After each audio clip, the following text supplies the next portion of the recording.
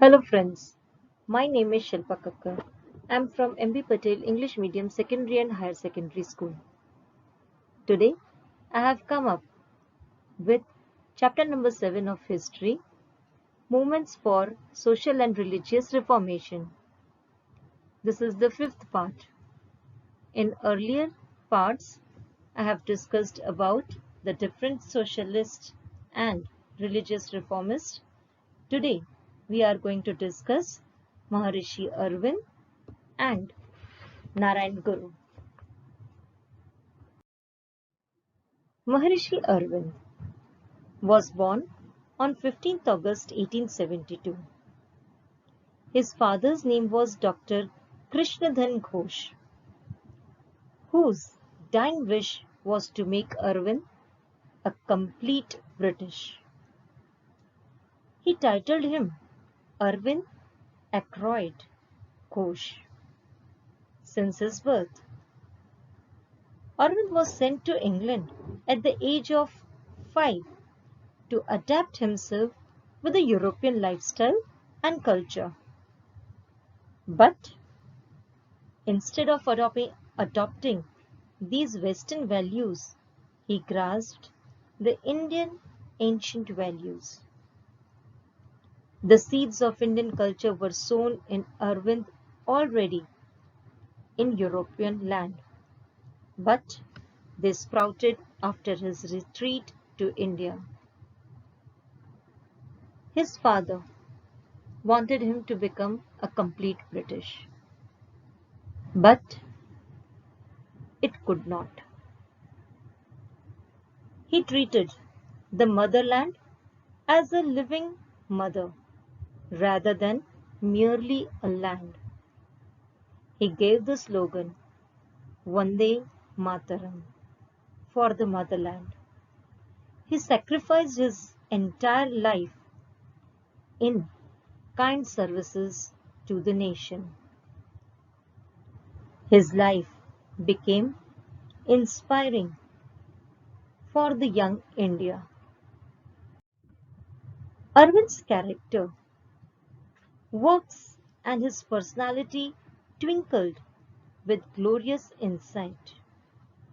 He started a journal called Vande Mataram to make people aware. This journal played an important role in inspiring and awakening people. It inspired the Indians with an immense patriotism. Arvind was accused of playing an important role in Muzaffarpur bomb incident. As he was patriotic, he wanted his motherland to be freed from the British clutch. So, he was a revolutionist. Later on, he was arrested and put behind bars in Calcutta. In Alipur, he had a spiritual experience in the jail. As a result, the jail was no more jail for him, but it turned into a yoga ashram, a place of meditation. He felt the presence of God in the jail, and he got ultimate knowledge in the jail. His soul glowed with a sudden spiritual light. He was entirely reformed when released from the jail. He was then decided to start up an ashram. At that time, when he was released from the jail, he was then a dedicated godly person who had already met God. After releasing from jail, first he went to Chandranagar in 1910 and then he went to Pondicherry. There he started a ashram. He meditated daily over there. A lady called Sri Mataji, her original name was Mira Alfaza. She was from France. She came from France for her kind services and accompanied Aurobindo Ghosh entire day. She has also dedicated her life at Pondicherry in the service to God. She helped him in Pondicherry and at last died on 5th December 1950. He lived in his Pondicherry ashram for 40 years till his death. So, he worked for the betterment of the life of the people. He was a revolutionist, he was a spiritual guru, and today also we remember him wholeheartedly. Narayan Guru, a reformist and a religious dedicated person. Narayan Guru was born in Kerala in 1856. He dedicated his whole life in serving backward and unprivileged communities. He gave the message of equality among human beings. He inherited human values from his parents. He preached the message of one caste, one religion, and one God. He suggested eradicating all distances, differences, and discrimination.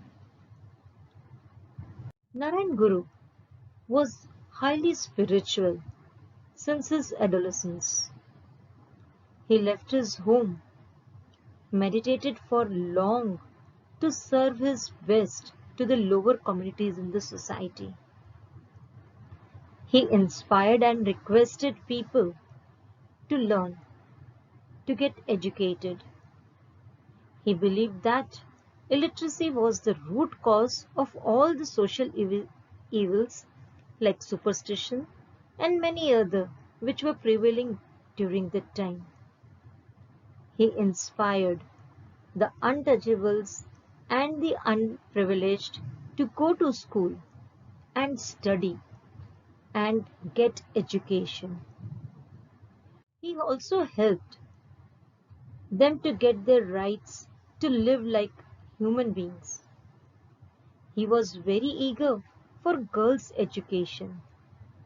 So he founded the institution called Sri Narayan Dharm Paripalan in 1903. He advocated education for emancipation, organization for integration, and industrialization for eradication. Such beautiful thought. See, students, how far-sighted that man was. He knew that without education, the life will be nothing. He knew organization is required for being integrated. And in order to eradicate poverty, we have to remove poverty. And that is only possible with industrialization. We have to set up industries. We have to set up the jobs for those who cannot own their own businesses.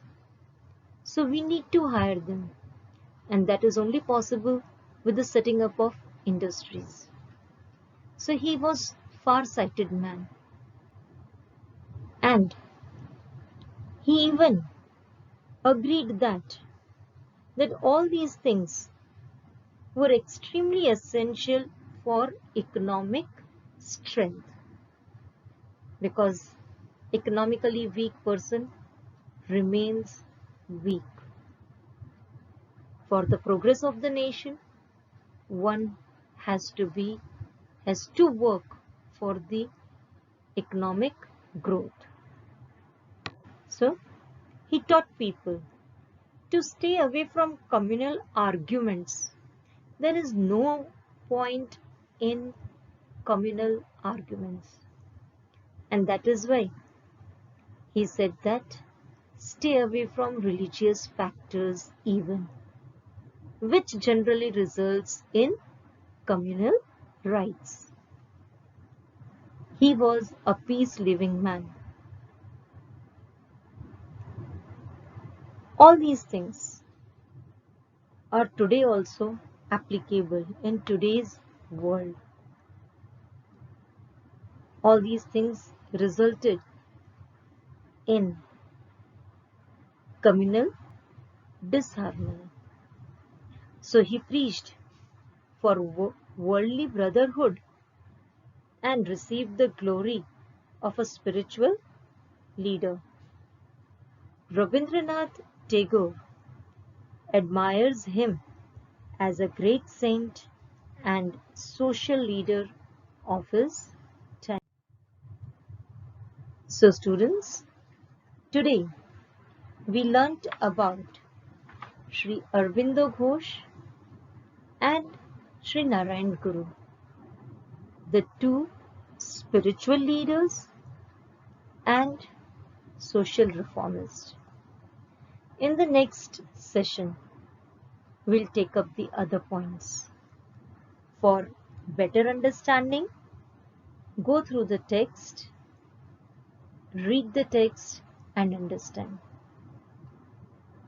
Thank you.